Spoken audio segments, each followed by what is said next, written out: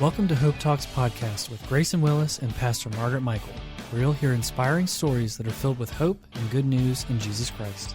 You can also search for our podcast on iTunes, Spotify, Google Podcasts, and TuneIn.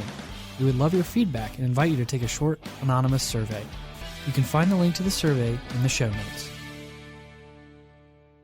Welcome to today's broadcast of Hope Talks. I'm Grayson Willis. And I'm Pastor Margaret Michael. Thanks for tuning in today. And today we're joined via the phone by Kevin Skellett. Kevin, how are you doing today? Doing very well. Thank you very much. And Kevin, we have had on previously to share his testimony, but today we have him joining us to share about a book that he wrote. Kevin, if you would just start out telling us the title of the book and maybe a little bit of background for those that didn't hear your testimony or don't know your testimony on why you wrote the book. Yeah, so the book is titled Gracious Grief After Suicide Loss, and the subtitle is Feel God's Love After the Worst Day of Your Life. In the book, I mainly wrote the book, and God has been prompting me to write this for some time. I lost my son to suicide 12 and a half years ago, and just the process that God had taken me through for my grief journey, I just wanted to share that. And I think, God wanted me to share that too, as an example of what he can do in some very, very tough situations, just to really reveal himself and to show just how loving and compassionate that he is, and that he can do this for anyone. I'm not anyone special. And that's really the main reason, my goal for the book was really to help someone who's going through, it doesn't have to be grief after a suicide loss. It could be just, deep grief that they're going through, but how they can get through that loss with God's help. I'm sitting here and I'm thinking about our mission statement here at the Church of the Nazarene in Harrisonburg is transformed by God to bring hope to others through Christ. And it reminds me that God never leaves us without hope if we'll look to him. And what you've done is you've written a book out of your grief and loss about how God has helped you through that.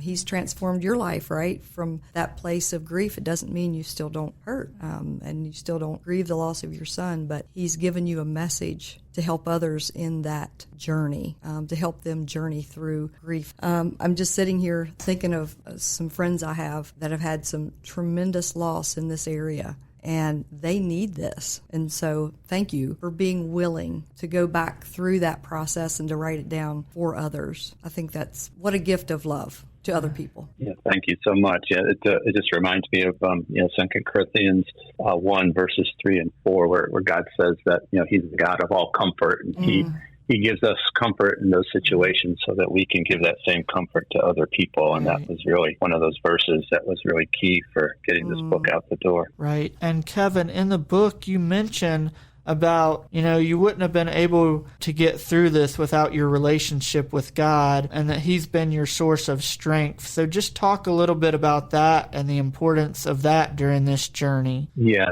So it all started the morning that I found out about Mark's suicide. And just right from the very beginning, I invited God right into that situation. I didn't even get the police hadn't even come at the time when I had prayed to God and just reaching out for help. And I talk about this, the conversation I had with God after I had a phone call with the police. They were going to be coming in a little bit, but I didn't know how to pray, and I just finally said, God, my son is dead. And God immediately replied back to me and said, my son died too. I know exactly how you feel. Mm-hmm. And then, there was a pause. And then he said, by the way, he's not your son. And that really confused me as I was trying to think, why is he not my son? And then God came back and said, he's my son. I gave him to you. And just that whole conversation, there's a lot that we could dig into in just that conversation, but just the love and the comfort that I felt that the God of the universe knew my exact situation at that exact time and could speak into it in a way that could, one, comfort me and also just teach me some very powerful truths that, he says that he creates us, but he was very clear that morning that, God, that Mark was his son, and that he gave him to me. He created him for a purpose, for a time, for to be, my son. And it was just very powerful. And just right from that very moment, God over and over just showed up and did things in my life to bring me through my entire grief journey. So in Psalm 23, it says, yea, though I walk through the valley of the shadow of death, I will fear no evil, right? And there, right. in that there is a journey, that you don't stay there, but it is a journey that we must walk. And he goes on to say that he is with us. But it's hard to see in those moments sometimes, in that grief and shock.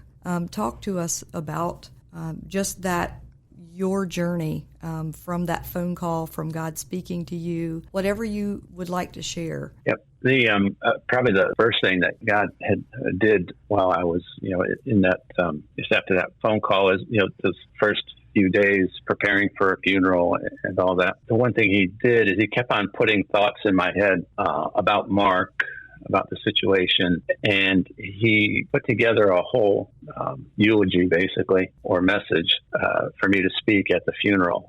That wasn't something I wanted to do. That wasn't something I was planning to do, but that was something that God wanted me to do. Mm.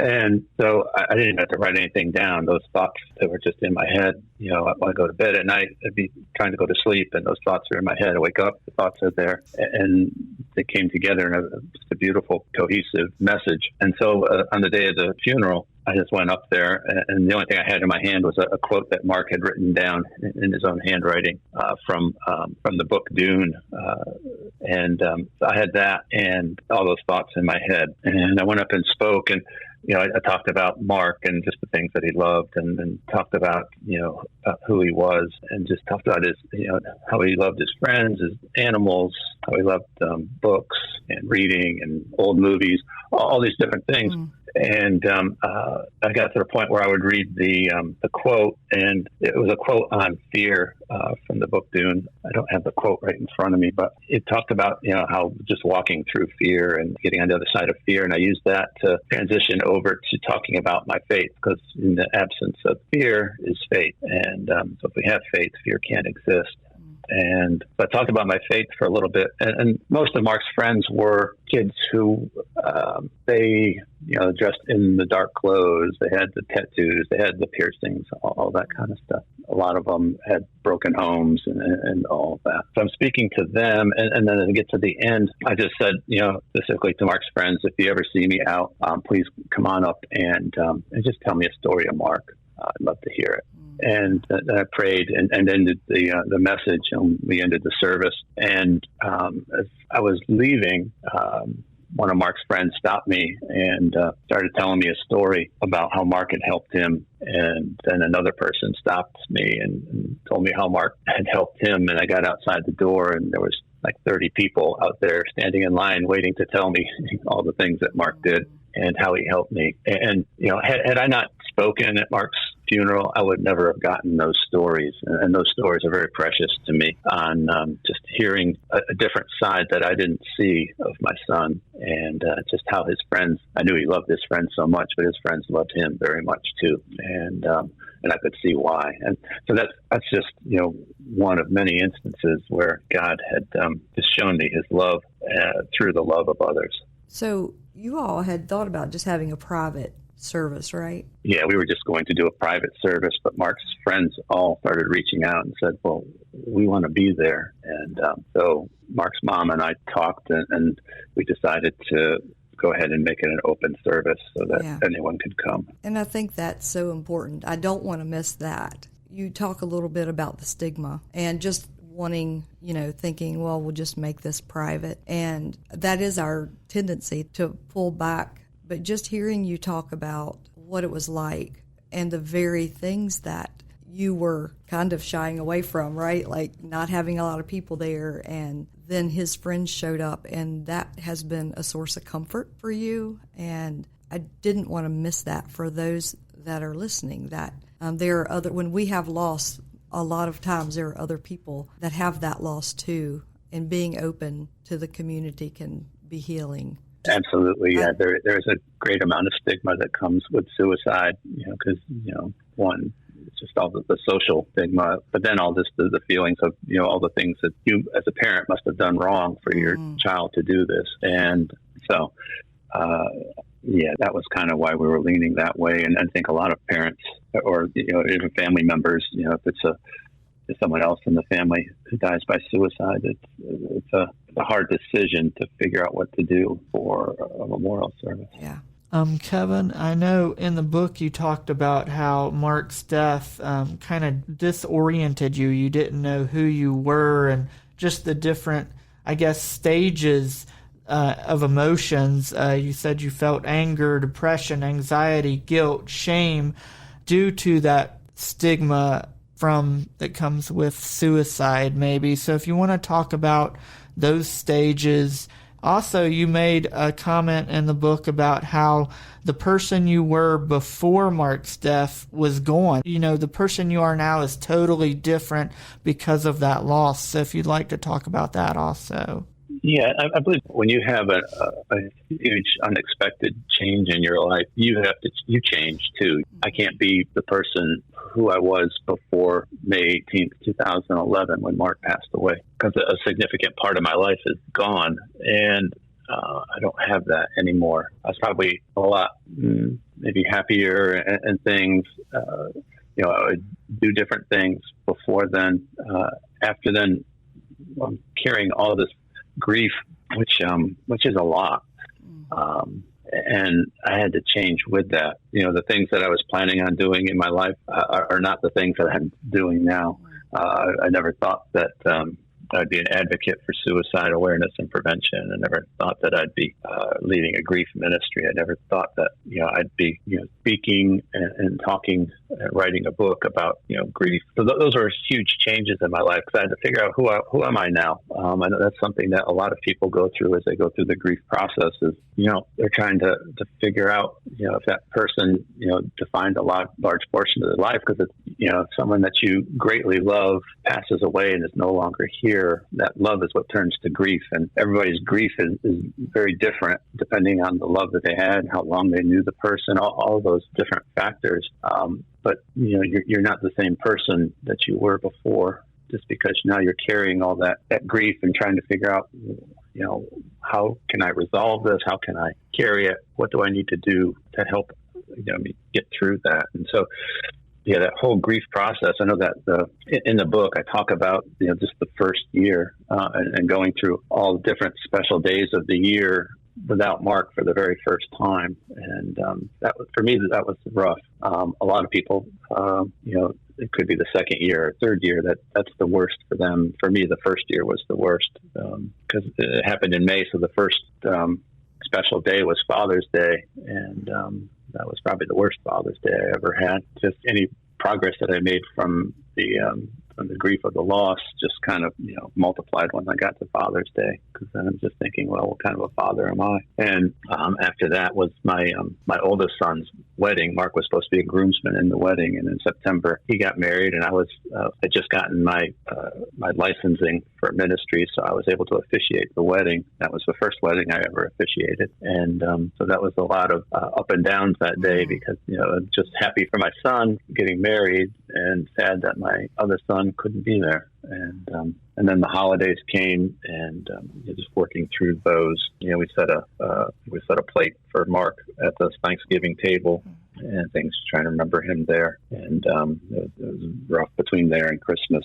Then I finally got through all that, and then came to May. And Mark's birthday is in May, and then the anniversary of his death is in May, and they're 2 weeks apart. So the first part of May is usually not a good month for me, but I got through it. And so this day, May 18th, which didn't really mean anything to me before, now it's a day that I remember, everything that happened. So yeah, the whole grieving process is, I think it's very unique for each person. And, you got to really question yourself and just kind of help figure out who you are now that you've had this loss. I think that's really a big part of your grief journey. It's just figuring out who you are now and what you need to do, or how you can just express who you are now as someone who's had a great loss.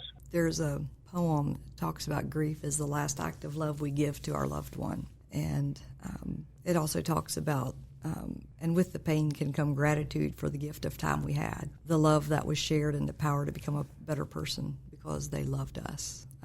And that grief is a journey. There's no circumventing that journey, right? Like there are stages, and I think talk about grief and love, and the deeper the love, the greater the grief. So thank you for just sharing that part of the journey and how you navigated that process, that first year. How, as I'm looking at the chapters, the next thing you kind of talk about in chapter 5 is endure. So talk to us, what does that look like in this process, in the grief journey?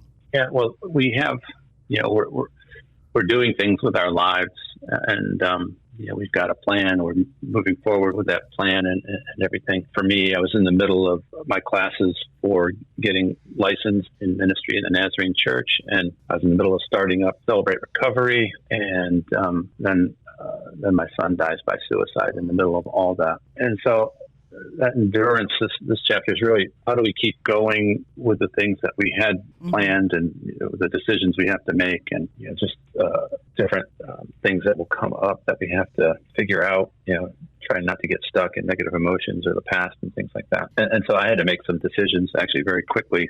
Mark passed away on Wednesday, and I was in the middle of a class, was required for me to get my license. And if I didn't get my license, I couldn't marry my son in September. And so I needed to get the work done as well. So I had to make a decision very quickly on, am I going to do this work or not? And in the book, I mentioned that, I had a phone call scheduled with a district superintendent in the Northwest, and that was supposed to happen on Friday evening, right after Mark passed away. And so I decided whether I was going to actually do that call and write that paper the night before Mark's funeral or not.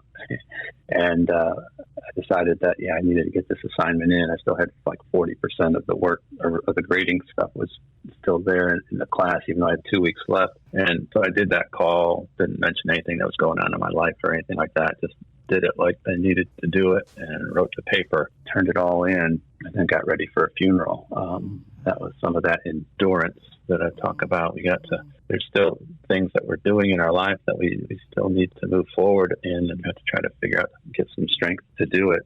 The Celebrate Recovery startup, I had a little bit more time, and I was just trying to figure out, do I really want to do this or not at this point? But I'd already made commitments to do it, and I felt that God wanted me to do it. And so, after a couple of weeks, I decided to go ahead and continue to move forward. And I think that was one of the best decisions that I made, because in the preparation for Celebrate Recovery, we get together in groups and go through the curriculum and talk about our issues, basically going through by applying the 12 steps to our personal situations. And those group meetings are what really gave me an outlet to talk about my grief. I didn't have that. I don't know who I would have talked to. And so those first couple of years, I really focused on the grief, and I had these meetings to help get it out and just talk about all the stuff going on in regards to the grief. It was a hard decision, something I had to endure through, but it ended up being, a very good decision. So, again, God was in both of those. God had called me into ministry, told me to get the classes done. He called me into the Celebrate Recovery, and that turned out to be something very good. And then was able to grow our ministry and become a state rep and Celebrate Recovery and help other churches. Helped you out in Harrisonburg and many other the Nazarene churches around the state. And it was just, the impact there has been very big. But had I not made that decision to continue, that someone else would have been doing that and not me. That's right. And I don't want to miss the fact that some people think Celebrate Recovery is just for addiction, but it helped you in your grief journey to process that. Absolutely. And I think that's so important that people hear that, because sometimes there's a stigma even with that too, which is not what we're talking about today, but I didn't want to miss that. Was a tremendous help. Yeah, Celebrate Recovery was so important to me to get through the grief, and it's helped many other people in dealing with a lot of other events in life that have nothing to do with addiction. So. Yeah, we actually in ours we have a grief group where people are coming in and grieving, so a specific place for them. So that's, it is so important, so important. Kevin, you talked about your love for your son and the grieving process, but you also talk about, two of the stages are endure and forgive. So if you want to talk about kind of those next stages of the process, of the grieving process. Yeah, the endure kind of leads me into some places. This is hopefully helpful for those who are in grieving. It's just places where you can really get stuck. You get stuck in negative emotions and anger, and maybe it is blaming others. Maybe it's just you just need to be mad. Maybe you're mad at God. And if you stay in those negative emotions, it's just a bad place to be. And that could be for anything that you're dealing with. But I believe especially in grief, that can be very long lasting, where you can become bitter. And in most types of recovery, forgiveness is that key. I think in our lives, we got to have forgiveness. God tells us that if we forgive others, He can forgive us. But then the scary part of that verse is, if we don't forgive others, God won't forgive us. And I'd hate to have a relationship with Jesus and have unforgiveness in my heart and not be forgiven. Yeah. And so that forgiveness piece, it doesn't sound so much like it goes through the grieving process or goes with the grieving process, but I felt that was so a very, very big part, because I saw like 4 specific areas, 4 specific people that we need to forgive. One is, if there's someone actually involved in the death of the person who's lost. That's a big one. That's usually one of the hardest ones to forgive. Another one is, forgiving the person themselves, the person we lost. Forgiving Mark for taking his life was a big part of mine. Another one is forgiving God. We blame God for all that's happened. God, why did you do this? God probably didn't do this. We've got a very big world that needs a lot of help, and there's a lot of people in this world that have their own free will to do the things that they do, and a lot of people do bad things, and it's not God doing it. It's the enemy. It's free will. It's life. Whatever it is that's doing it, God certainly knows about it, but He's not doing it. That's right. And so we really need to actually forgive ourselves for blaming God, but we need to forgive God. And then another big one is forgiving yourself. A lot of us, when we have a unexpected death, we blame ourselves. What else could I have done? I should have done this. I should have, I could have. All those types of thoughts and questions that go through our minds for so long. The way to get rid of those is to forgive yourself. And so I spend just a whole chapter on just that whole forgiveness process. And how to forgive yourself, and how to offer those forgiveness without doing it face to face, especially if it's someone who had caused harm.